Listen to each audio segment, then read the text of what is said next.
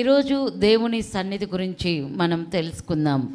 దేవుని సన్నిధి గురించి మనం విందాం. హల్లెలూయా, హల్లెలూయా. దేవుని సన్నిధి అంటే ఏంటో మీకు తెలుసా? దేవుని సన్నిధి అంటే ఇప్పుడు కొన్నిసార్లు మనకి మనిషి ఉన్నారనుకోండి, మనిషి నీడ ఉంటుంది కదా, అలాగే దేవుడు ఉన్నప్పుడు ఆయన నీడే సన్నిధి. హల్లెలూయా. ఆయన కనిపించకపోయినా ఆయన నీడ మన మీద ఉంటుంది. అది అన్నమాట సన్నిధి అంటే. ఇప్పుడు మనిషి ఉన్నప్పుడే నీడ ఉంటుంది, అవునా కదా? దేవుడు ఉన్నప్పుడే ఆయన నీడ ఉంటుంది. ఆయన నీడలో జీవించడమే ఆయన సన్నిధిలో జీవించడం. హల్లెలూయా.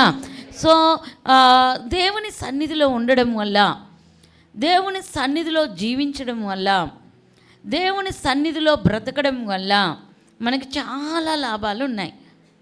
ప్రతిరోజు కూడా మీకు తెలుసు, దావీదు మహారాజు గురించి తెలుసు, పెద్ద పెద్ద భక్తులు మోషే గురించి తెలుసు. వీరందరూ కూడా గొప్ప కార్యాలు చేశారు, చాలా గొప్ప అద్భుతాలు చూశారు, చాలా గొప్పగా జీవించారు. కారణం ఏంటి అంటే వారందరూ దేవుని సన్నిధిలో నడుచుకున్నారు. హల్లెలూయా. దేవుని నీడలో నడుచుకున్నారు. దేవుని సన్నిధి, వారు ఎక్కడికి పోతే అక్కడ దేవుని సన్నిధి వచ్చింది. మోషే ఎక్కడుంటే అక్కడ దేవుని సన్నిధితో వెళ్ళాడు. యెహోషువ దేవుని సన్నిధితో వెళ్ళాడు కాబట్టి ఆయన అడుగుపెట్టు ప్రతి స్థలము ఆయన పొందుకున్నాడు. ప్రియులారా, చూడండి, మనం ప్రార్థన చేస్తాం, వెళ్ళిపోయి ఈ ఊరు నాకు కావాలి, ఈ స్థలం నాకు కావాలి, అడవిలో కాలు పెట్టి ఈ అడవి నాకు కావాలి, లేకపోతే ఊరిలో కాలు పెట్టి ఈ గ్రామం నాకు కావాలి అని ప్రార్థన చేసి వెళ్ళిపోయి, అరే ఇదేంట్రా మనకి ఊరు రావట్లేదు అనుకుంటాం. హల్లెలూయా. అంటే ప్రార్థన ఒక్కటే కాదు, కానీ నీ ప్రార్థనకి ఫలితంగా దేవుడు నీతో కూడా బయలుదేరాలి. నువ్వు ఎప్పుడైతే దేవుణ్ణి కలిగి ఉంటావో, ఎప్పుడైతే నువ్వు దేవుని నీడలో నడుచుకుంటూ ఉంటావో, ఎప్పుడైతే నువ్వు దేవుడితో కలిసి బయలుదేరుతూ ఉంటావో, ఎప్పుడైతే దేవుణ్ణి కలిగి నువ్వు మాట్లాడుతూ ఉంటావో, ఎప్పుడైతే దేవుణ్ణి కలిగి నువ్వు ఏ స్థలంలో అడుగు పెడతావో ఆ స్థలము దేవుడు మనకు అప్పగించబోచున్నాడు. హల్లెలూయా. దేవుని సన్నిధిలో నడవడం అనేది ఈ రాత్రి మీరు నేర్చుకోవాలి. హల్లెలూయా. దేవుడి సన్నిధితో నువ్వు నడిచినట్లయితే ప్రతి స్థలము నీకు దేవుడు అప్పగించబోతున్నాడు. హల్లెలూయా. ఒట్టిగా నడవద్దు. దేవుణ్ణి నమ్ముకున్నాం, చర్చికి వస్తున్నాం, వెళ్తున్నాం, కానీ దేవుడు నీతో రాకపోతే, దేవుడు నీలో ఉండకపోతే, ఆయన నీడలో నువ్వు బ్రతకకపోతే ఏ లాభమో లేదు. లేదు ప్రియులరా, లేదు.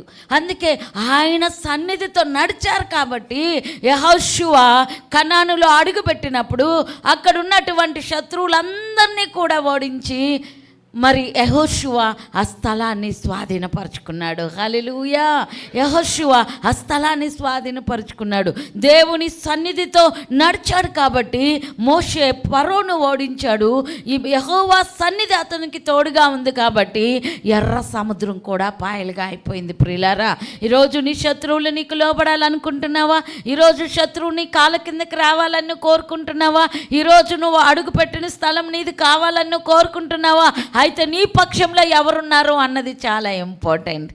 హల్లెలూయా. అందుకే దేవుడు అంటాడు, యెహోవా నీ పక్షంలో ఉండగా నీకు విరోధి ఎవడు? ఏంటి దీని అర్థం అంటే ఆయన సన్నిధిలో నువ్వు ఉంటే నీకు విరోధి ఎవడు? ఎవరు నిన్ను మంత్రాలు చేసి చంపలేరు, అది పాసిబుల్ కాదు.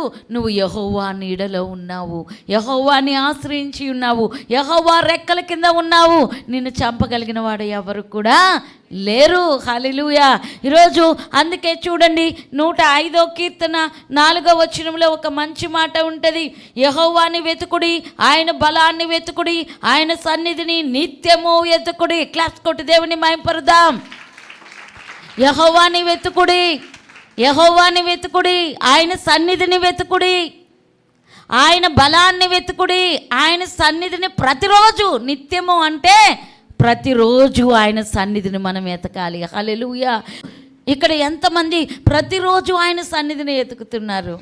ఈరోజు ఈ అమావాస్య దినమందు మీరు ఆయన సన్నిధిని ఎత్తుక్కుంటా నీళ్ళ చర్చిలోకి వచ్చారు, మీరు ధన్యులై ఉన్నారు. హల్లెలూయా. ఎందుకంటే ఇక్కడ ఆయన సన్నిధి ఉన్నది ప్రియులారా. హల్లెలూయా. మీ ఇంటికాడ పోని రోగం, మీ ఇంటికాడ వెళ్ళని దెయ్యం, మీ ఇంటికాడ వెళ్ళిపోని మంత్రాలు ఎందుకు ఇక్కడ వెళ్తున్నాయంటే ఇది దేవుని సన్నిధి అయి ఉంది ప్రియులారా. ఇది దేవుని సన్నిధి అయి ఉన్నది. హల్లెలూయా, హల్లెలూయా, హల్లెలూయా.